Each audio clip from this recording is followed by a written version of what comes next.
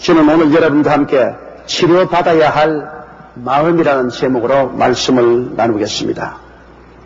하나님의 종 엘리사가 여리고에 갔을 때 여리고 사람들이 엘리사에게 나와서 이렇게 말했습니다. 선생님이요, 이 여리고 성은 참으로 좋은 땅인데 물 근원이 나빠서 이 물이 흐르는 곳에마다 열매를 맺지 못하고 다 떨어집니다.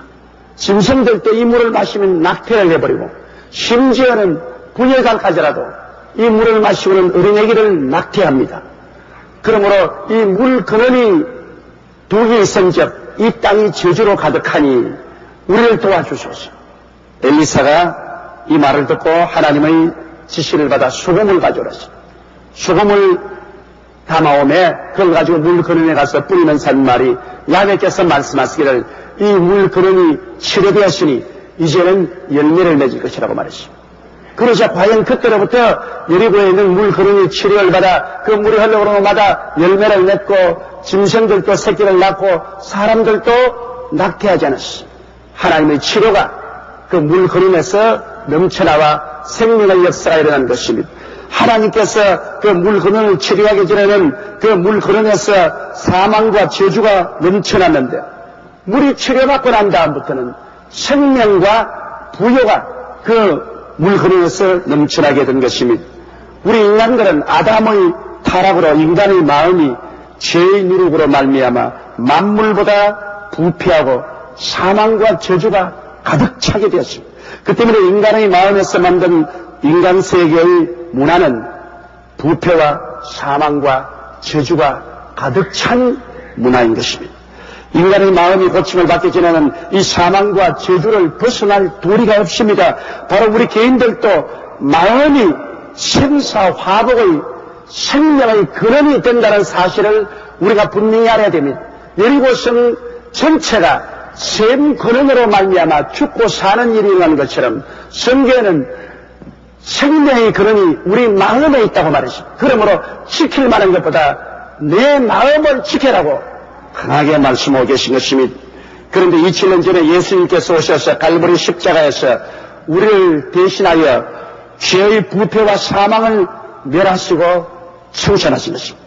바로 예수 그리스도의 십자가의 보혈이 엘리사가 가지고 셈근원을 정결케 한 소금과 같은 것입니다. 이 때문에 이제 십자가 보혈을 통하여 마음의 셈근원을 치료하면 우리의 마음속에 사망과 저주가 넘쳐나오는 곳에 생명과 부요가 넘쳐나올 수 있게 된 것입니다. 첫째로 우리 인간의 마음은 죄악으로 오염되고 썩은 생명의 근원입니다. 사람의 마음이 죄악으로 오염되고 썩어 있기 때문에 어떤 교육이나 수양이나 도덕적인 훈련을 통해서도 사람이 변화되지 않습니다. 생명의 근원인 마음이 썩어 있고 부패 있는데 아무리 머릿속에 새로운 교육을 주입하고 도덕적인 훈련을 시켜도 변하지 않습니다.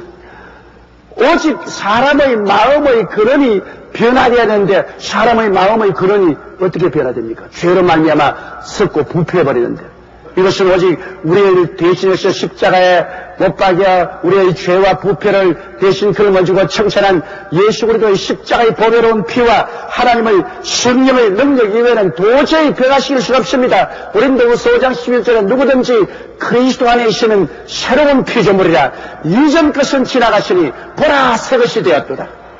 이렇게 외쳤습니다. 그것은 사람의 몸이 새롭게 되는 것이 아닙니다. 사람의 마음이 새롭게 되는 것입니다. 옛 마음이 청산되어 버리고 새로운 마음으로 거듭나게 되는 것입니다. 이것은 예수 그리스도의 십자가 보혈의 능력 이외에는 일어날 수 없는 역사인 것입니다. 역사적으로 유명한 탕자요, 이교도 신앙인이요, 노예상이었던 존 뉴턴을 보십시오. 그가 지은 찬송이 온 세계에서 얼마나 유명하게 불러줍니까? 나 같은 죄인 살리신 주원의 고마워는 이 찬송을 지은 존 뉴턴은 이교도요, 음란하고 방탕하고 술 취하며 아프리카 해안에 가서 노예를 잡아서 유럽이나 미국으로 팔아먹는 노예상인이었습니다. 그 흉악한 마음은 이루 말로 닿을 수 없습니다. 그가 배를 타고 술에 취하면 산노예를 끌고 와서 바다에 던집니다. 그러면 따라오던 상어들이 그 산노예를 머리채 득슥 물고 팔을 방둥치면 호탕한 웃음을 웃고 했습니다. 그러다가 한 번은 큰 풍랑을 만났습니다. 배가 파손할 지경에 이르니까 그때야 죽음의 위험을 느낀 존 뉴턴은 엎드려 기도했습니다. 우리 어머니의 하나님, 항상 어릴 때부터 하나님을 찾고 기도하던 우리 어머니의 하나님, 우리 어머니의 기도를 들어서 나를 한 번만 살려주시면 내가 변화되어 새 사람이 되겠습니다. 하나님이 그 기도를 들으셔서 무사히 배가 파손하지 않고 해안에 도착하자 그는 그때로부터 내려서 일생을 바쳐 주님을 위해서 하나님 사업을 한 위대한 주의 종이 되었습니다. 그 흉악한 마음이 어떻게 변화되었습니까? 그 어머니의 하나님의 이름을 부르고 예수님의 보혈을 의지하자 주의 보혈이 그 속에 들어와서 그를 변화시키고 새 사람으로 만들어버리고 말한 것입니다. 다른 어떠한 힘으로 그를 변화시킬 수 없었습니다. 예수님 이름을 부르자 그리스도의 보혈이 그 부패하고 저주로 꽉들어 찬 마음을 변화시켜버리고 말한 것입니다. 여러분이 잘 아는 우리 기독교 역사를 변화시킨 어거스틴 같은 성인도 그는 말로 형용할 수 없는 탕자였습니다.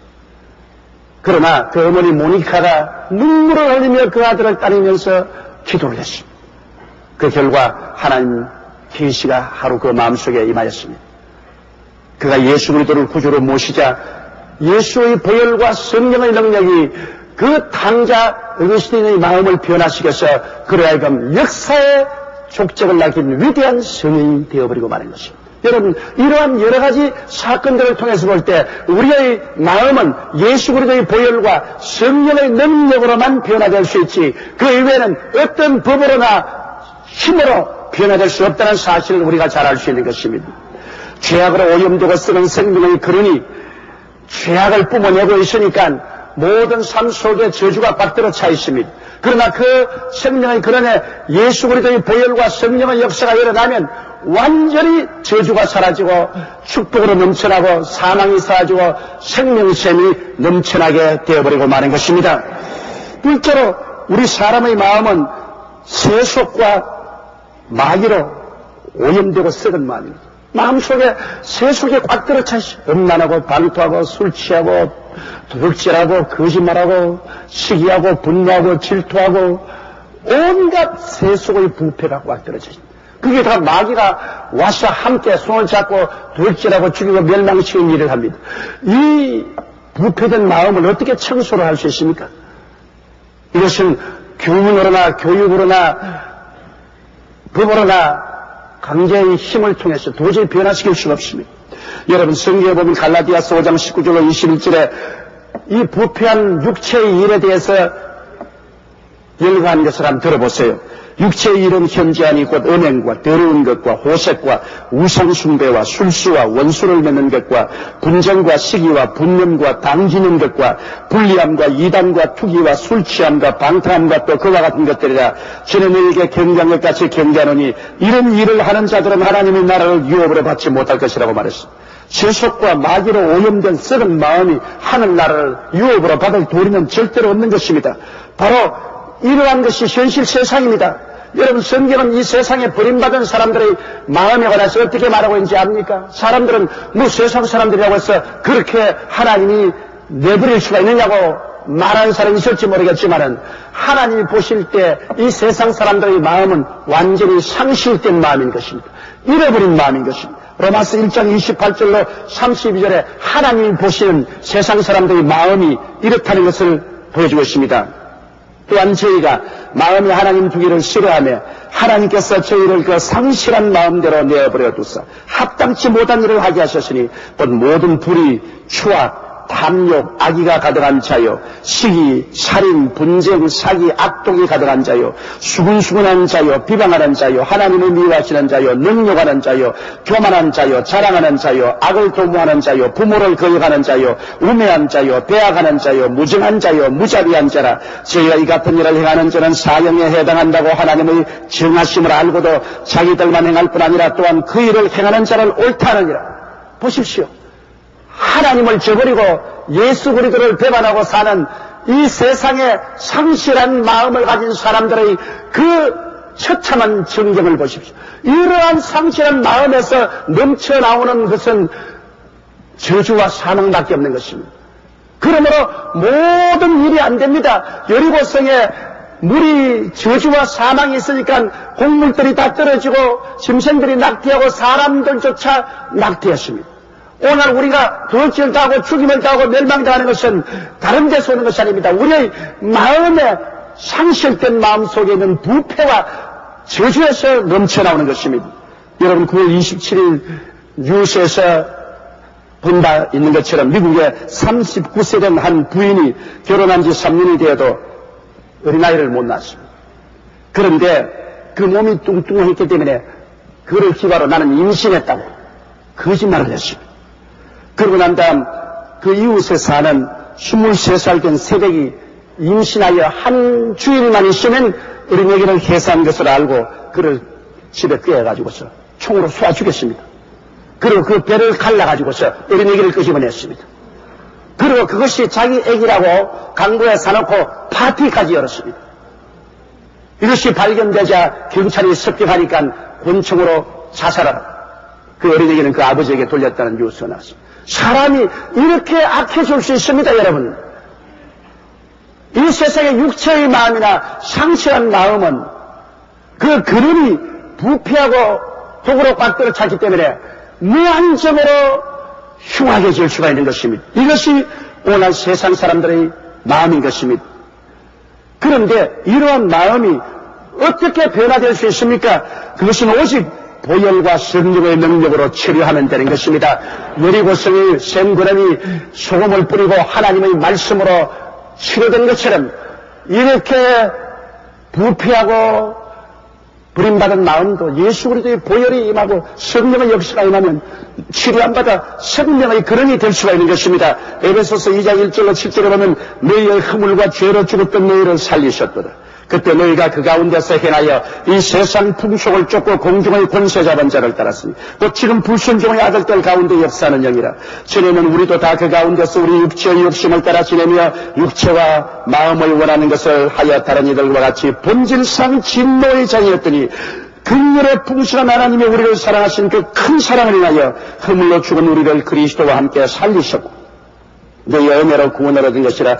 또 함께 일으키사 그리스도 예수 안에서 함께 하늘에 앉히시니 이는 그리스도 예수 안에서 우리에게 자비하심으로써 그 은혜의 지극히 풍성함을 오는 여러 세대에 나타나게 하려 하시며 주님의 은혜로 말미암아 예수 그리스도를 모셔드릴 때 그 십자가에 썰리신 보혈의 능력과 성령의 권세가 우리의 생명의 근원되는 마음을 완전히 치료해버리고 마는 것입니다. 그래서 마음속에서 세속과 마귀가 쫓겨나가고 그 자리에 천국과 성령이 들어와서 충만하게 해서 생명의 원천이 되어버리고 마는 것입니다.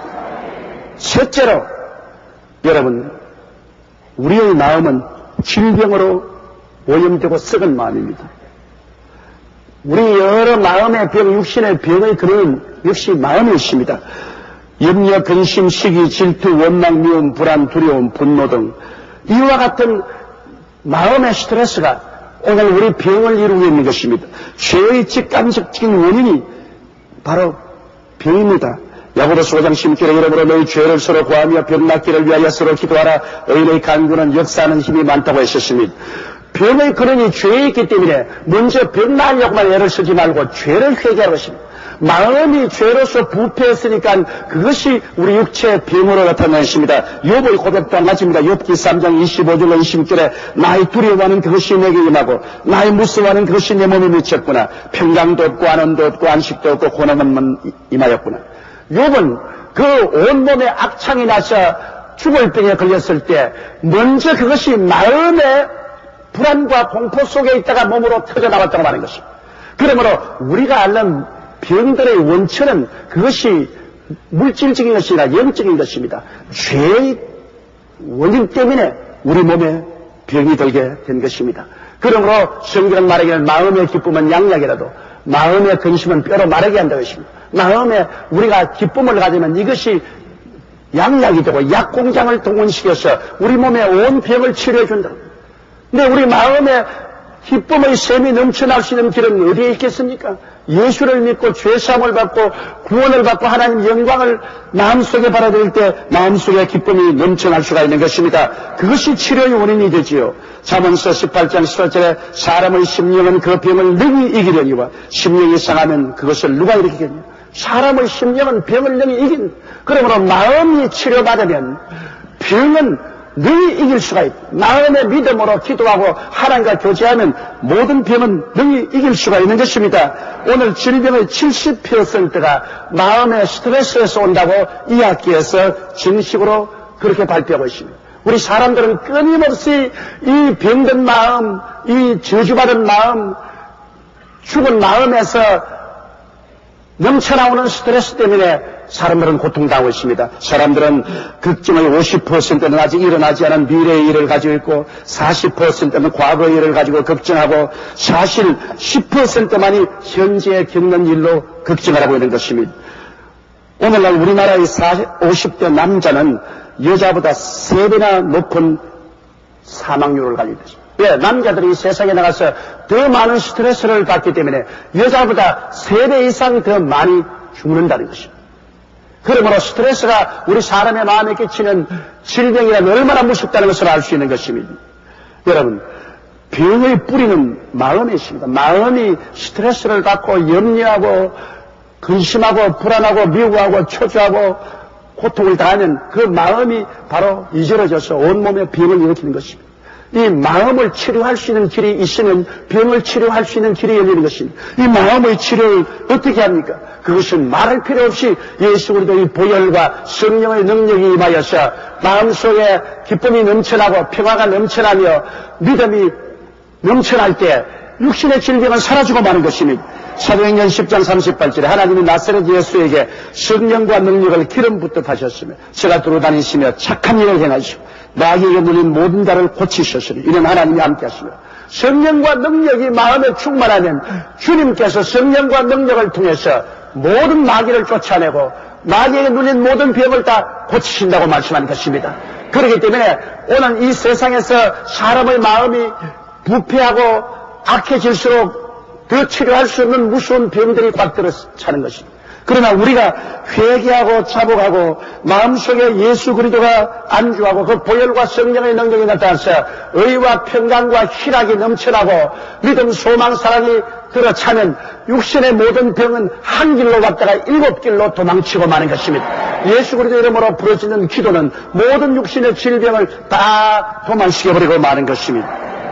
그러므로 우리가 병 고치려고 약만 자꾸 의지하지 말고 마음의 병을 고치면 육체의 병이 나아버리고 마는 것입니다. 요사이 더구나 이약 분쟁으로 말미암아 병문이 문을 닫아놓고 의사들이 진료를 하지 않기 때문에 얼마나 많은 사람이 고통 가운데 있습니다. 이러한 모든 일들이 다 마음의 부패에서 온 것이 아닙니까? 탐욕으로 말미암아 서로 물고 찢고 싸우고 인sul 가지라도 집행하지 못하게 되고 있지 않습니까? 문제는 마음의 치료를 받아야 되는 것입니다. 그래야 가정도 살고 사회도 살고 노사 분쟁도 해결되고 그리고 인류의 모든 분쟁도 해결될 수 있는 것입니다. 마음에 불안과 미움과 초조와 공포가 꽉 들어찬 이상 여러분 이 세상에 아무리 인간의 수단과 방법으로 노력해도 일이 이루어지지 않습니다. 마음의 치료는 예수 그리스도의 보혈과 성령의 능력 이외에는 없다는 것을 우리가 알아야 되는 것입니다. 넷째로 저주로 오염된 생명의 근원은 마음입니다. 우리가 사는데 저주가 다가오고 하는 일이 다 안 되고 이게 어떻게 되느냐. 그래서 사람들은 정 안 되면 사주팔자를 보기도 하고 무당을 불러서 굿도 하고 혹은 산천 초목에 가서 빌기도 하는데 몰라서 그렇습니다. 17성의 열매가 떨어지는데 무당에 가서 무당하고 우사에서 절한다고 해서 17성 열매가 안 떨어지겠습니까? 17성의 열매가 떨어진 것은 17의 물 근원이 사망과 독으로 꽉 들어차기 때문인 것입니다. 우리에게 일이 안 되는 것은 우리 마음에 사망과 독이 있기 때문에 그렇지 환경에 가서 빈다고 일이 되는 것이 아닙니다. 지킬 만한 것보다 내 마음을 지켜라. 생명의 근원이 이에서 난다고 하므로 복과 화가 우리 마음에서 나오는 것입니다. 하나님은 우리 마음을 통해서 복을 주시고 또 우리 마음을 통해서 하나님께서 심판도 하시는 것입니다. 이렇기 때문에 우리 마음이 하나님의 복을 주시는 파이프라는 것을 우리가 알아야 돼요. 그러므로 저주의 근원은 영적이요 물질적인 것이 아닙니다. 여러분, 저주가 왜 맺습니까? 아담과 하와가 하나님을 반역하고 죄를 지었기 때문에 하나님이 저주하신 것입니다. 세상이 저주받기 전에 아담과 하와의 마음이 죄를 지어서 그를 통해서 저주한 것입니다. 그렇기 때문에 마음의 변화를 받기 전에는 삶의 환경에서의 저주는 절대로 변화되지 않습니다. 이스라엘이 율법을 어김으로 저주받은 것을 우리 성경 알지 않습니까? 이스라엘 사람들이 마음으로 하나님 법을 어기니까 저주가 그 환경에 다가오게 되는 것입니다. 신명기 28장 15절로 24절 보세요. 내가 만일 내 하나님 야훼의 말씀을 순종하지 아니하며 내가 오늘날 내게 명하는 그 모든 명령과 규례를 지켜 행하지 아니하면 이 모든 저주가 내게 임하고 내게 미칠 것이니 내가 성읍에서도 저주를 받을 것이며 들에서도 저주를 받을 것이요 또 내 방조리와 떡반주 그릇이 저주를 받을 것이요 내 몸의 소생과 내 토지의 소산과 내 우양의 새끼가 저주를 받을 것이며 내가 들어와도 저주를 받고 나가도 저주를 받으리라. 내가 악을 행하여 그를 잊음으로 내 손으로 하는 모든 일에 야훼께서 저주와 공구와 견책을 내리리라. 그래서 속히 파멸케 할 것이며 야훼께서 내 몸에 연병이 들게 하사 내가 들어가야 될 땅에서 필경들을 멸하실 것입니다. 야훼께서 폐병과 열병과 상한과 학질과 한재와 풍재와 썩는 재앙으로 너를 치시리니 이 재앙들이 너를 따라서 너를 진멸케 할 것이라. 내 머리 위의 하늘은 노시 되고 내 아래의 땅은 철이 될 것이며 야훼께서 비 대신에 티끌과 모래를 내 땅에 내리시리니 그것들이 하늘에서 내 위에 내려서 필경들을 멸하리라. 이 어마어마한 저주가 어디서 나왔습니까? 이스라엘 백성이 마음으로 하나님을 거역하고 하나님의 계명과 율법을 짓밟아버릴 때 오겠다는 것입니다. 그러므로 저주가 왔다고 해서 환경의 변화를 가지려고 아무 애를 쓴다고 해서도 안 됩니다. 저주는 마음에서부터 환경으로 넘쳐나는 것입니다. 그러므로 마음을 고치면 축복이 마음에서부터 환경으로 넘쳐나는 것입니다. 여러분, 그렇기 때문에 성경은 복받은 사람이 들에 가면 들에 복이 임하고 집에 들어오면 집에 복이 임하겠다고 말한 것입니다. 복받은 사람은 어떤 사람입니까? 그 마음이 치료함 받은 사람인 것입니다. 여러분, 마음이 예수님의 보혈과 성령의 능력으로 고침을 받으면 바로 복이 마음에서 넘쳐납니다. 갈라디아서 3장 13절에 그리스도께서 우리를 위하여 저주를 받은 바 되사 율법의 저주의 소리를 속량하였으니 기록된 바 나무에 달린 자마다 저주 아래 있는 자라 했습니다. 바로 이것 보세요. 저주가 바로 예수 그리스도를 통해서 없어진다는 것입니다. 예수님이 십자가에 못 박여 저주를 대신 짊어졌으므로 예수를 구주로 모시고 믿고 순종하고 나가면 그리스도가 우리 마음속에서 저주를 채워버리기 때문에 우리가 생각하는 것이나 말하는 것이나 행하는 모든 일에 하나님의 축복이 넘쳐나서 운명과 환경이 변화되어 버리고 만나는 것입니다. 그렇기 때문에 오늘날 우리가 복받기를 원하면 우리 마음의 변화를 받아야 되는 것입니다. 마음의 변화를 받지 않고는 복이 오지 않아요. 마음의 생명의 근원이 치료를 받아야 되는 것입니다. 여리고성의 물 근원이 치료받듯이 우리 마음의 생명의 근원이 치료받으면 마음에서 넘쳐나오는 지혜와 총명과 모략과 재능이 다 하나님의 축복을 받아서 하는 일마다 영혼이 잘 때면 같이 범사에 잘 때며 간결하고 생명을 얻되 넘치게 얻게 되는 것입니다. 지킬 만한 것보다 내 마음을 지켜라. 생명의 근원이 이에서 난다는 것을 잊어서는 안 되는 것입니다. 이 세상은 여리고 들판입니다. 그러나 여리고 들판에 여러분 물은 여러분 마음에서 나오는 것입니다. 생명의 근원이 마음에서 나오는데 마음에 저주와 독의 물이 넘쳐나오면 모든 과일들이 다 떨어지고 짐승들이 낙태하고 안 되는 겁니다. 우리의 사는 이 세상은 여리고지만은 우리의 셈 근원이 달라지면 여리고가 낙토가 되어버리고 마는 것입니다. 다섯째로 사망으로 오염된 생명의 근원도 여러분 예수의 보혈과 성령으로 치료받습니다. 사람은 태어나서 죽지 않아요. 왜? 물리적으로 죽는 건 아닙니다. 요사이 여러분 생명과학을 전공하는 사람들이 인간 설계도를 그려놓고 보니까 사람은 육체적으로 안 죽게 되어 있는데 왜 죽음이 있다고인지 모르겠다고 그렇게 발표한 것을 여러분들 읽어보셨을 것입니다. 오늘 과학자들이 인간의 육체를 연구해 보니까 설계가 안 죽도록 설계되어 있는데 사람은 죽습니다. 그건 왜냐? 사람은 죄값으로 죽는 것입니다. 죄를 짓지 않았으면 죽지 않아요. 죽음이 영적으로 온 것이지 육체적으로 물리적으로 온 것은 아닌 것입니다. 그러므로 사람이 죄를 짓고 죄값으로 말미암아 그 육체가 신기에는 주님께서 창세기 3장 19절에 내가 얼굴에 땀을 흘려야 식물을 먹고 필경 흙으로 돌아가리니 그 속에서 내가 취함을 입었음이라 너는 흙이니 흙으로 돌아가라. 그것은 아담이 죄를 짓고 난 다음 하나님께서 그렇게 명령한 것입니다. 그러나 아담의 후손들은 900여살까지 살았습니다. 그렇도록 인간의 몸은 잘 만들어진 것입니다. 그러나 죄가 온 몸을 먹어 들어갑니다. 욥기에 보면 사망의 먼저 난 것이 온 백체를 먹는다 했습니다. 사망의 장자가 백체를 먹는다. 사망의 장자는 영이합니다. 영이 죽으니까 백체가 다 사망에 먹히는 것입니다. 그러면 누가 우리를 이 사망에서 건질 수 있습니까? 여러분, 육체가 죽는 것은 별로 두렵지 않습니다. 두 번 죽는 것이 두렵습니다. 요한계시록 21장 8절에 그러나 두려워하는 자들과 믿지 않은 자들과 흉악한 자들과 살인자들과 행음자들과 술객들과 우상숭배자들과 모든 거짓말한 자들은 불과 유황으로 태어난 못에 참여하니 이것이 둘째 사망이라. 육체의 사망 이후에 그 영혼이 하나님께 버림받아 불과 유황으로 태어난 못에 영혼이 버림받는 둘째 사망은 영원한 사망이요 무시무시하게 두려운 것입니다. 이 첫째 사망도 둘째 사망도 피하기 위해서는 우리 마음의 죄악에서 치료받아야 되는데 이 죄악에서 치료를 어떻게 받습니까? 우리가 수양과 도덕으로 치료받을 수 있습니까? 인간의 선한 행위로 우리 죄를 어떻게 다 청산합니까? 우리 주 예수께서 우리 죄를 대신해서 죄 없는 자로서 십자가에 못 박여 몸을 찢고 피를 흘려 죄를 청산해 주셨으므로 그리스도의 보배로운 피를 의지하면 사망으로 가득한 우리 마음이 용서를 받고 생명으로 넘쳐나게 되는 것입니다. 그래서 바울 선생은 사망한 너희 이기는 것이 어디냐고 큰 소리 할 수 있습니다. 로마서 10장 9절로 10절에 내가 만일 내 입으로 예수를 주로 시인하며 또 하나님께서 그를 죽은 자 가운데서 살리신 것을 내 마음으로 믿으면 구원을 얻으리니 사람이 마음으로 믿어 의에 이르고 입으로 시인하여 구원에 이르나니라고 말했습니다. 로마서 6장 23절에 죄의 삭선 사망이요 하나님의 형사는 그리스도 예수 우리 주 안에 있는 영생이라고 말했습니다. 우리의 마음이 사망이 떠나고 영생으로 충만하면 육체의 장막집 무너지더라도 우리는 손으로 예비한 영원한 집, 아버지의 집으로 들어가며 우리는 둘째 사망을 두려워하지 않을 것은 하나님이 우리 위해서 예비한 새 하늘과 새 땅과 새 예루살렘이 준비되어 있습니다.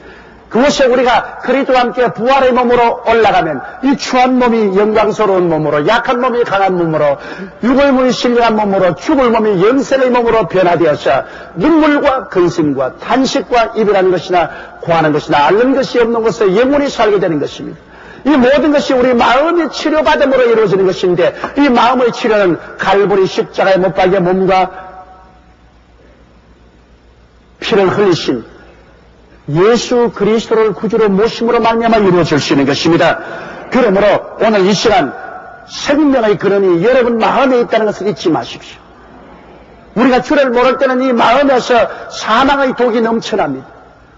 우리 집도 여리고요, 우리 직장도 여리고요, 세상도 여리고인데 우리 속에서 독의 샘물이 넘쳐나니까 사망과 저주가 빠뜨려 차서 집안에도 사망과 저주가 있고 직장에도 사망과 저주가 있고 생활에도 사망과 저주가 있습니다.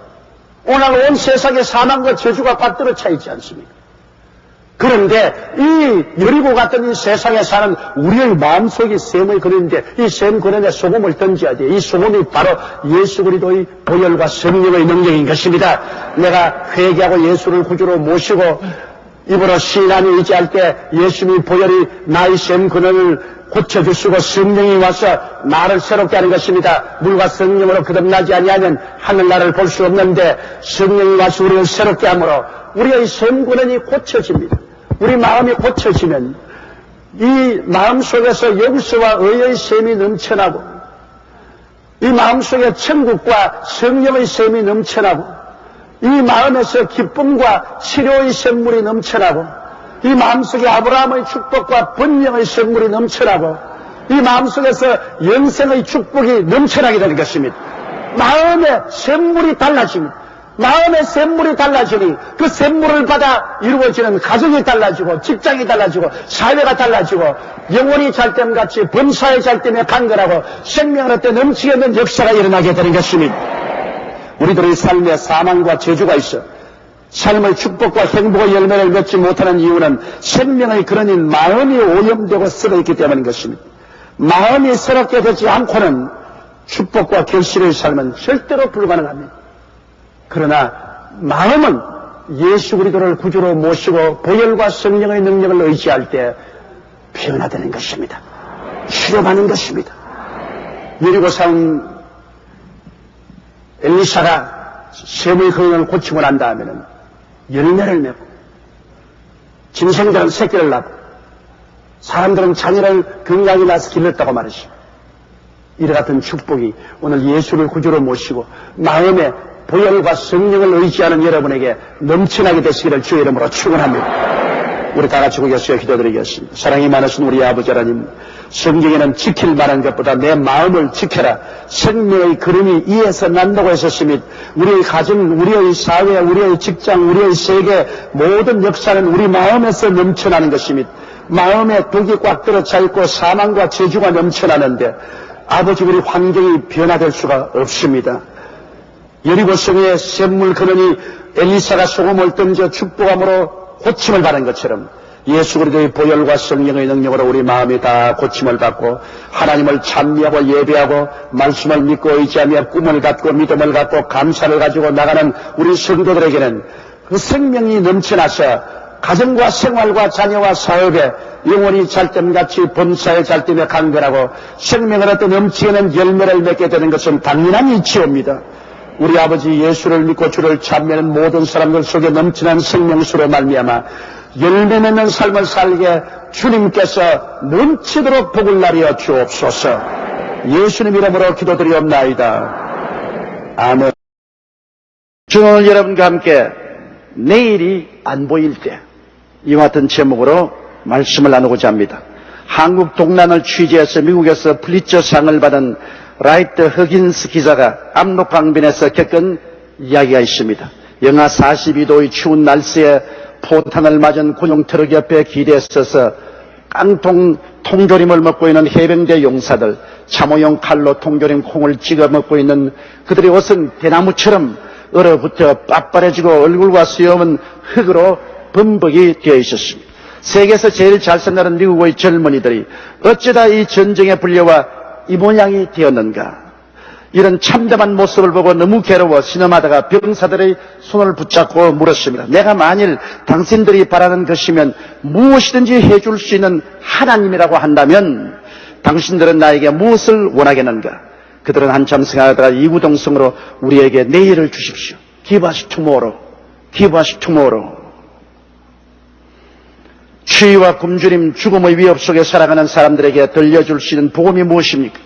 내일을 주는 것입니다. 희망을 주는 것입니다. 내일이 있을 때 어떤 절망적인 상황에도 희망을 잃지 않고 살아야 할 이유와 가치를 가질 수 있기 때문인 것입니다. 우리는 2000년 한 해를 보내고 2001년 새해를 맞이하면서 내일을 밝히 내다볼 수 없는 정치적, 경제적, 사회 환경 속에서 불안에 떨고 있습니다. 우리는 개인적으로, 민족적으로 어디에서 내일을 찾을 수가 있겠습니까? 우리가 내일을 찾기 위해서는 첫째로 회개해야만 됩니다. 회개해야만 내일이 있습니다. 예수님께서 이 땅에 오셔서 복음을 전하실 때 처음 외치신 말씀이 회개하라, 천국이 가까워하느니라고 하셨습니다. 아무리 천국이 지척에 와도 회개하지 아니하면 천국에 들어가지 못한다는 뜻인 것입니다. 요엘서 2장 13절에 너희는 옷을 찢지 말고 마음을 찢고 너희 하나님 야훼께로 돌아올지어다. 그는 은혜로우시며 자비로우시며 노하기를 더디하시며 인애가 크시사 뜻을 돌이켜 재앙을 내리지 아니하실 것이라고 말씀하셨습니다. 아모스 5장 4절은 야훼께서 이스라엘 족속에 이르시기를 너희는 나를 찾으라. 그리하면 살라고 말한 것입니다. 우리는 회개하고 양심의 등불을 밝혀야만 되는 것입니다. 어느 집에 남편이 장님이요, 부인은 정상적인 부인으로서 함께 살고 있었습니다. 밤중에 갑자기 급한 일이 생겨서 남편이 그 일을 보고 와야 되겠는데 부인이 남편에게 등을 준비해서 손에 들려주면서 등불을 들고 가라 했습니다. 그래서 남편이 너틀 웃음으로 썼습니다. 여보, 나는 밤이나 낮이나 꼭 같아요.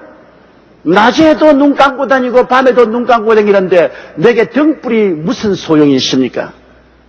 부인한 말이 당신에게는 등불이 필요 없겠지만은 밤에 걸어오는 사람이 당신이 손에 든 등불을 못 보면 당신에 부딪힐 수 있어요. 자전거도 당신을 칠 수 있고 자동차도 당신의 들이받칠 수가 있어요. 그러므로 당신 자신을 위해서 등불을 들고 가시오. 그래서 이 시각 장애자는 부인이 준비해서 들려준 등불을 들고 길을 걸어가는데 한참 가다가 어떤 사람이 와서 심히 부딪혀서 등을 든 채로 넘어졌습니다. 그는 일어나면서 고함을 치면서 야 여보시오, 눈이 있나 없냐? 등불 들고 가는 나도 못 보고 나를 부딪히냐? 그 사람 웃으면서 말이 여보시오, 당신 등불이 꺼졌소. 꺼진 등불 아무리 들고 가도 소용이 없는 것입니다. 여러분, 양심의 등불이 꺼지고 나면 어떠한 사회도 국가도 낭패에 부딪히게 되는 것입니다. 모든 부정, 불의, 부패가 끊임없이 자행되는 것은 우리들 개인의 가슴 속에 양심의 등불이 꺼져버렸다는 것입니다. 공권력의 강제 없이 자발적인 윤리, 도덕이나 정의 실천이 전혀 되지 않은 이유는 양심의 등불이 꺼졌습니다. 형태만 있고 불빛이 없습니다. 잠언서 24장 19절로 20절에 너는 행악자의 덕이함을 인하여 분을 품지 말며 악인의 형통을 부러워하지 말라. 대저 행악자는 장래가 없겠고 악인의 등불은 꺼지려. 사회 구석구석마다 썩고 부패하지 않는 곳이 없어 양심이 사라지면 결국은 장래가 없고 악인의 등불은 꺼지고 말 것이라고 성경은 말을 하고 있습니다. 아모스 5장 24절에는 오직 공법을 물같이 정의를 하수같이 흘릴지라고 말했습니다. 그래야 개인도 가정도 사회도 국가도 살아갈 수 있는 것입니다. 오늘날 때구나 성령의 등불이 꺼진 교회와 성도들은 참담합니다. 왜냐하면 성령의 등불이 꺼지고 교회의 형식과 의식만 가지고 있으면 이는 세상과 마귀의 포로가 되고 마는 것입니다. 오늘날 우리 한국 교회는 종교는 있고 신앙은 없으며 의식은 있고 사랑과 성결이 사라지고 있는 이러한 형편에 놓여 있는 것입니다. 요한계시록 3장 15절로 17절에 내가 내 행위를 아노니 내가 차이도 아니하고 더웁지도 아니하도다. 내가 차든지 더웁든지 하기를 원하노라. 내가 이같이 미지근하여 더웁지도 아니하고 차이도 아니하니 내 입에서 너를 토하여 내치리라. 내가 말하기를 나는 부자라 부유하여 부족한 것이 없다 하나 내 곤고한 것과 가련한 것과 가난한 것과 눈먼 것과 벌거벗은 것을 알지 못한다고 말했습니다. 그러므로 우리는 형식만 가진 신앙을 가지고 내용을 잃어버리고만 오늘 이와 같은 상황 속에 있어 불 꺼진 등을 들고 가는 장님과 같습니다. 그렇기 때문에 마귀가 우리를 가만히 둘 리가 있겠습니까? 불이 꺼졌는데 자동차도 와서 부딪히고 자전거도 부딪히고 행인도 와서 부딪힙니다.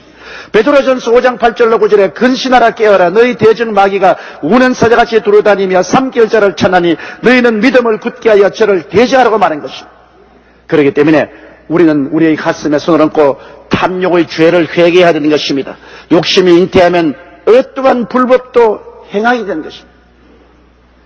욕심은 양심을 짓밟아버립니다. 대도 조세영이 감옥에서 나와서 성도가 되고 주를 잘 믿는 중소기업 부인을 얻어 행복한 가정도 이루고 자식도 낳았다고 합니다. 그런 사람이 왜 일본에 가서 강도로 변합니까? 대도가 아니라 쥐새끼입니다. 왜 그렇게 변했습니까? 그 가슴 속에 탐욕을 막지 못했기 때문인 것입니다. 자기의 분수를 뛰어넘어 욕심을 가지면 어떠한 사람도 조세영이처럼 될 수 있습니다. 야고보서 1장 14절로 15절에 오직 각 사람이 시험을 받는 것은 자기 욕심에 끌려 미혹됨이니 욕심이 잉태한 즉 죄를 낳고 죄가 장성한 즉 사망을 낳느니라. 마음에 분수를 뛰어넘은 욕심이 들어오면 죄를 짓게 되는 것입니다. 그리고 스스로 파멸의 묘지를 파는 것입니다. 여러분, 오늘 우리 한국 사회도 윗물이 맑아야 아랫물이 맑다는 말인 것처럼 지도층의 부도덕이 일반 국민을 낙시시킵니다. 매일 신문에 보면 정치인들의 부정부패, 경제적인 지도자들의 부정부패, 사회 능력 있는 사람들의 비윤리적이고 비도덕적인 행위, 이러한 것들이 우리 일반 국민들의 마음에 낙심을 가져왔어. 법을 존중하고 질서를 존경하는 마음을 깡그리 없애버립니다. 이 혼탁한 세상에 나 혼자 독야층층할 것이 무엇이냐, 되는 대로 살자. 그래서 나라에 법이 지켜지지 아니하고 무질서해지고 부패가 만연하게 되는 것입니다.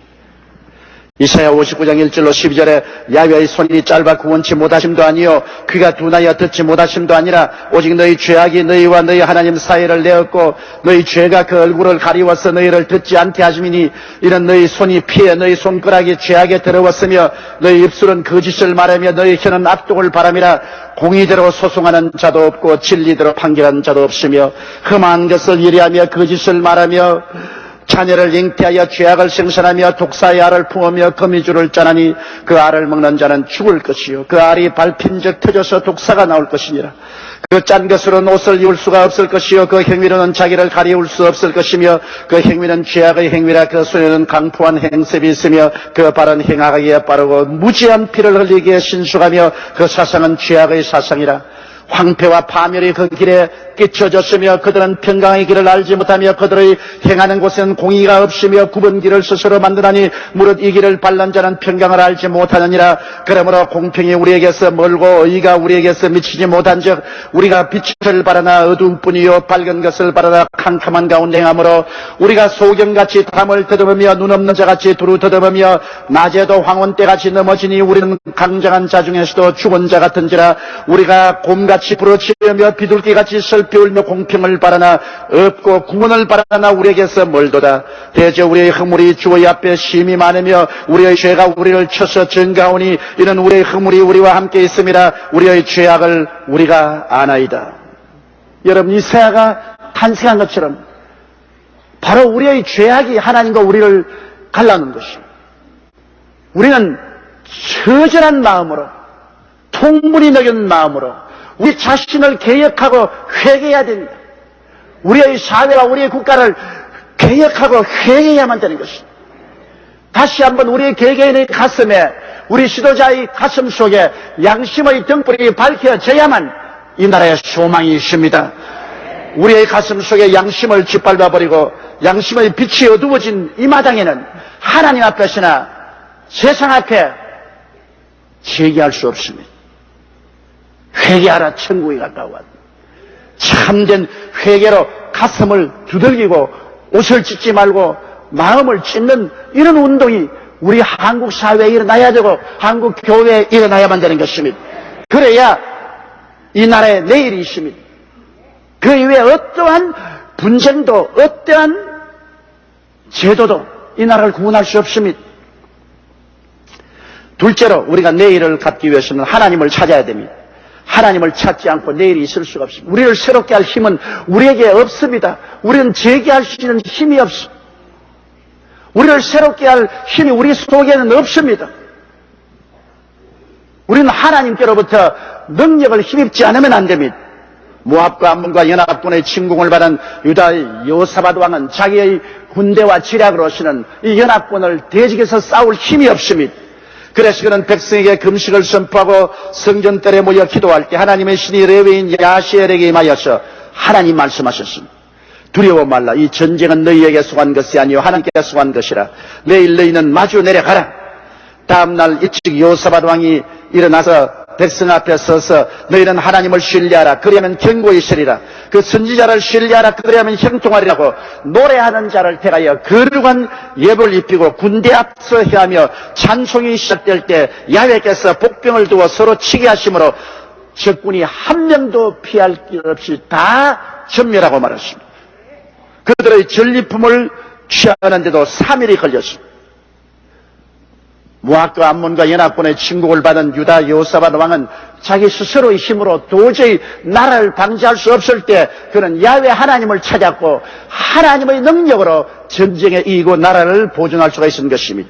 제2차 세계대전 당시에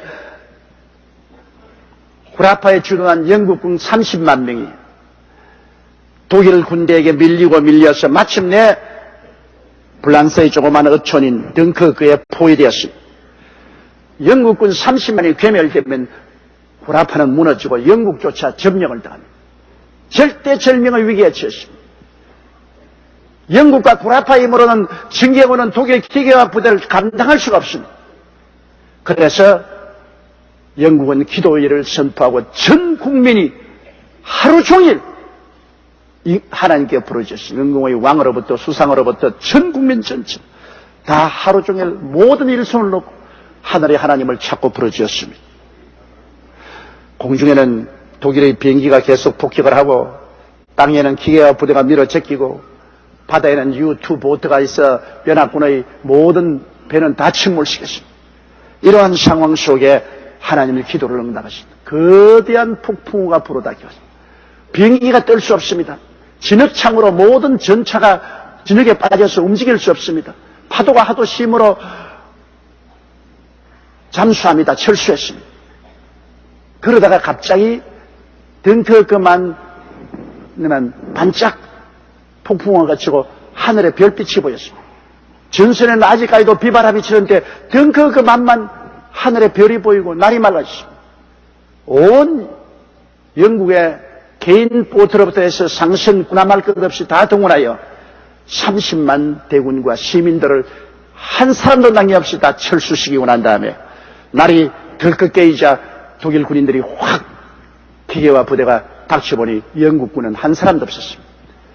영국이 그 30만 대군을 다시 재편성해서 아프리카 전선으로 투입시켜서 몽고메리 원수가 그를 인도해서 라파를 회복하고 독일을 공략하는 데 나갔기 때문에 2차 대전이 끝날 수가 있었습니다. 그러므로 그들은 위기에 처할 때 전 국민들이 기도를 했습니다.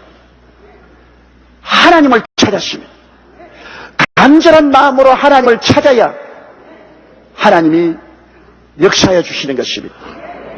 이사야 55장 1절로 7절에 너희 목마른 자들아 물러 나오라. 돈 없는 자도 오라. 너희는 와서 사 먹되 돈 없이 값 없이 와서 포도주와 저절 사라. 너희가 어찌하여 양식 아닌 것을 위하여 은을 달아주며 배부르지 못할 것을 위하여 수고하느냐. 나를 청종하라. 그리하면 너희가 좋은 것을 먹을 것이며 너희 마음이 기름진 것으로 즐거움을 얻으리라.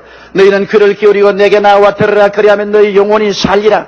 내가 너희에게 영원한 언약을 세우리니 곧 다윗에게 허락한 확실한 은혜니라.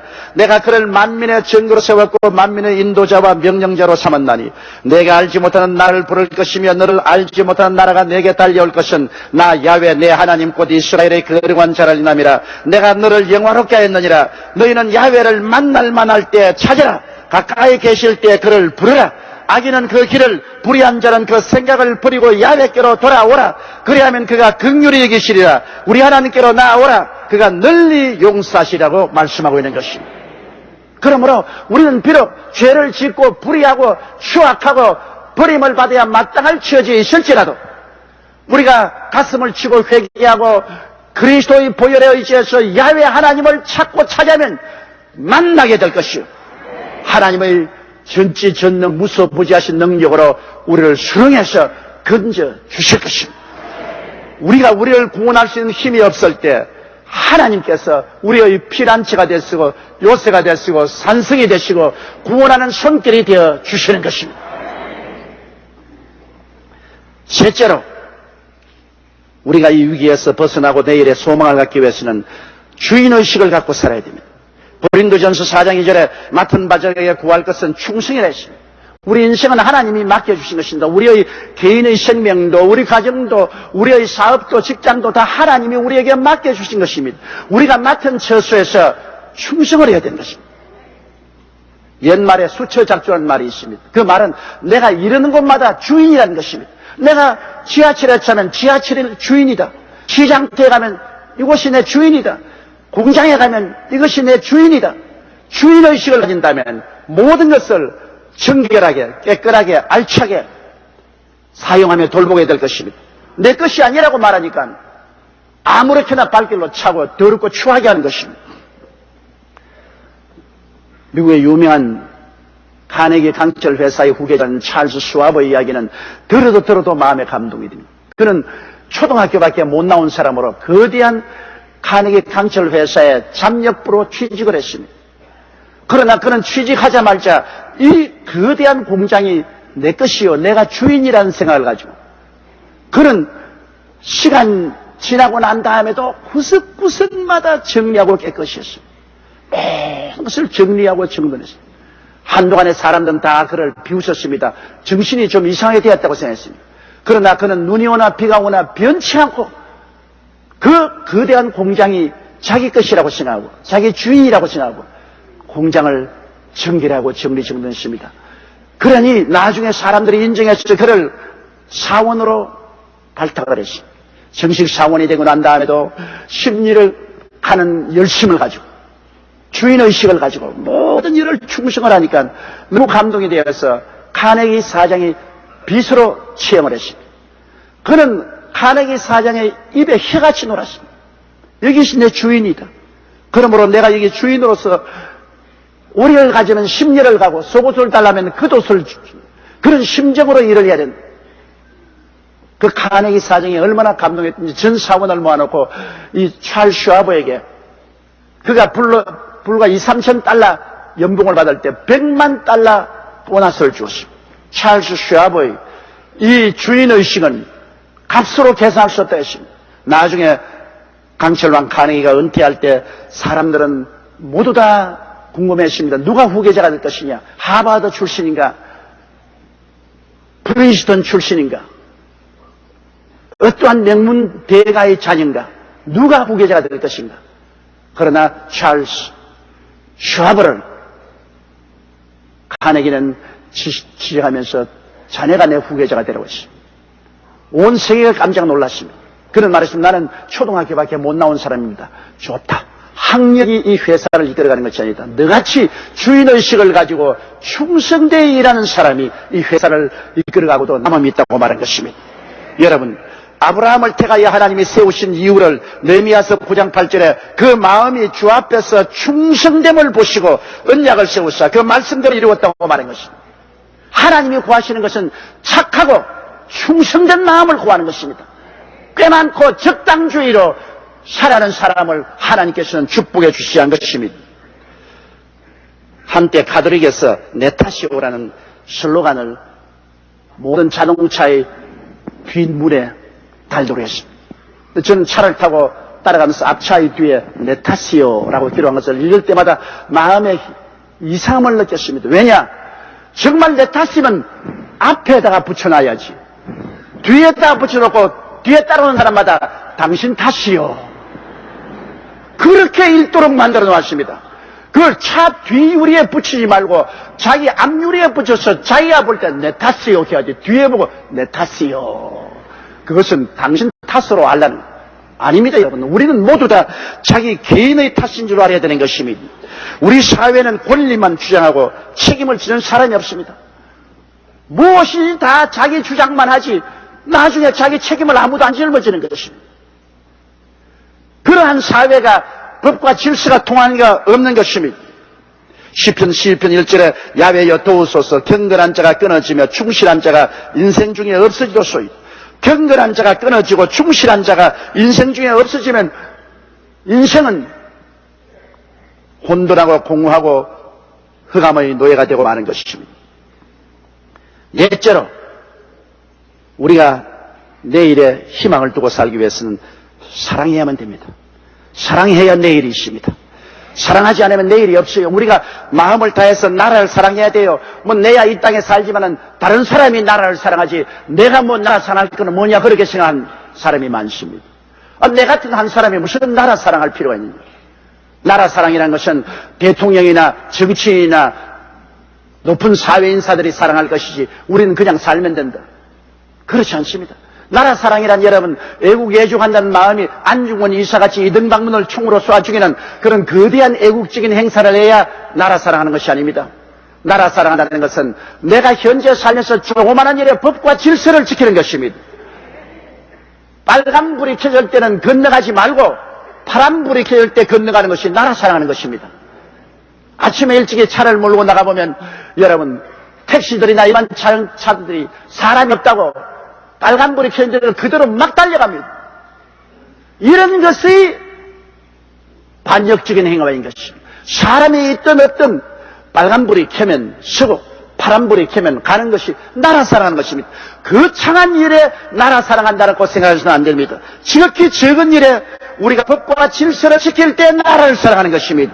집단 이기주의의 병폐는 자기 단체만 사랑하고 나라에 어떻게든 말든 생각하지 않은 것이 오늘날 집단 이기주의의 병폐인 것입니다. 특정 단체의 대변적 역할을 하기 위해서 시민단체가 우죽순처럼 일어나서 문제만 생기면 시민단체들이 집단 이기주의를 대변해서 고함고함 칩니다. 이것은 나라 사랑하는 것이 아닙니다, 여러분.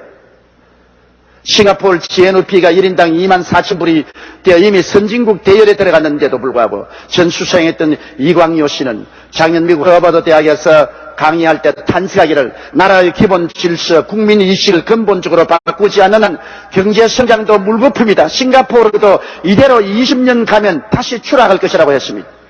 싱가포르 같이 법과 질서가 지켜지고 거리가 깨끗하기로 세계에서 이름난 그러한 나라에도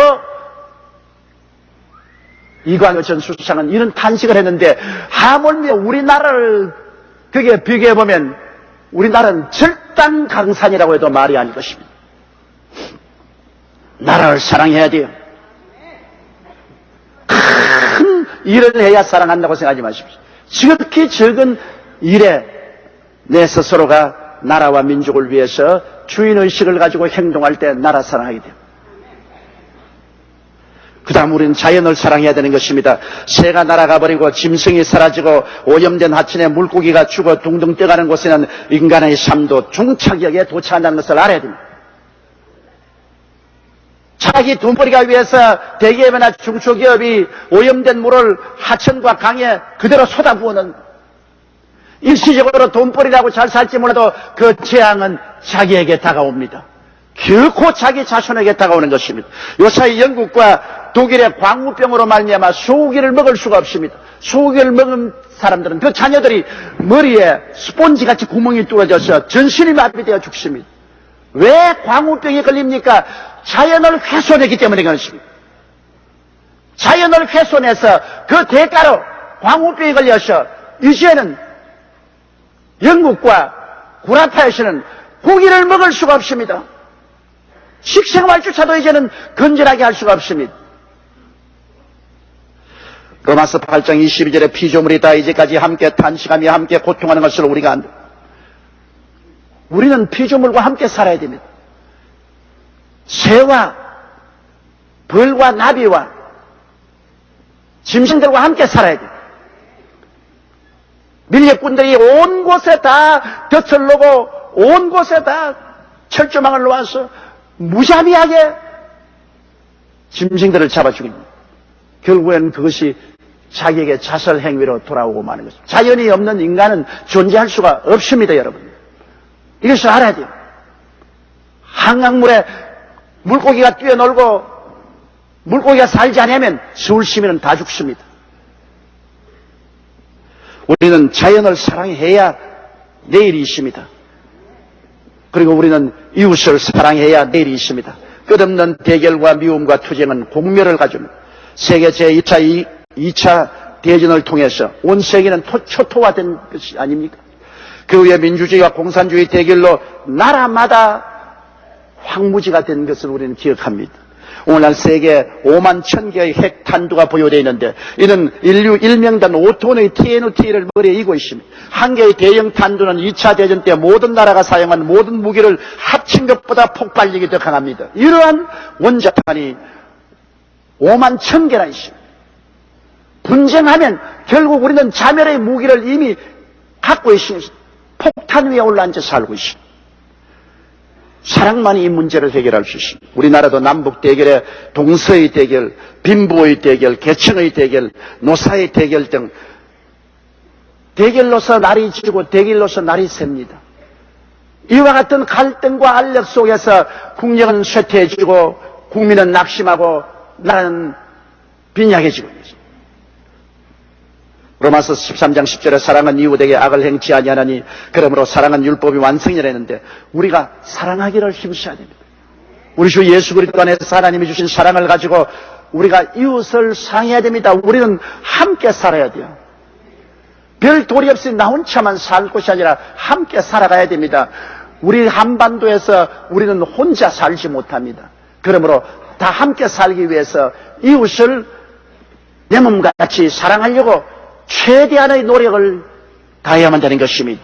그리고 우리는 말할 필요 없이 하나님을 사랑해야 됩니다. 마태복음 22장 37절에 예수께서 가라사대 내 마음을 다하고 목숨을 다하고 뜻을 다하여 주 너희 하나님을 사랑하라 하셨. 잠언서 20장 4절에 겸손과 야외를 경외함의 보응은 재물과 영광과 생명이라고 말한 것입니다. 하나님 없이 산다고 큰 소리 하는 사람 어리석이 짝이 없습니다. 하늘이 비를 주고 땅이 열매를 맺는데 하늘이 비를 주지 아니하면 아무리 노력해도 땅에서 열매를 맺을 수가 없습니다. 한 발 있다가 오면 일시에 다 굶어 죽습니다.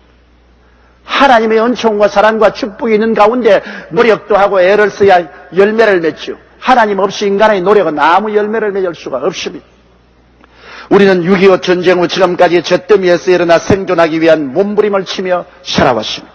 그런 동안에 쌓여온 부조리가 일시에 산더미처럼 쏟아져 내려옵니다. 이 모든 문제를 해결하고 생존하며 번영하기 위해서는 잘못을 회개하고 청산할 줄 알아야 됩니다. 천지의 주제이신 하나님을 찾으며 나와야 됩니다. 모두 다 책임있는 주인으로 범사의 주인의식을 가지고 권리만 주장하지 말고 책임을 걸머질 줄 알아야 됩니다. 사랑하며 살아야 됩니다.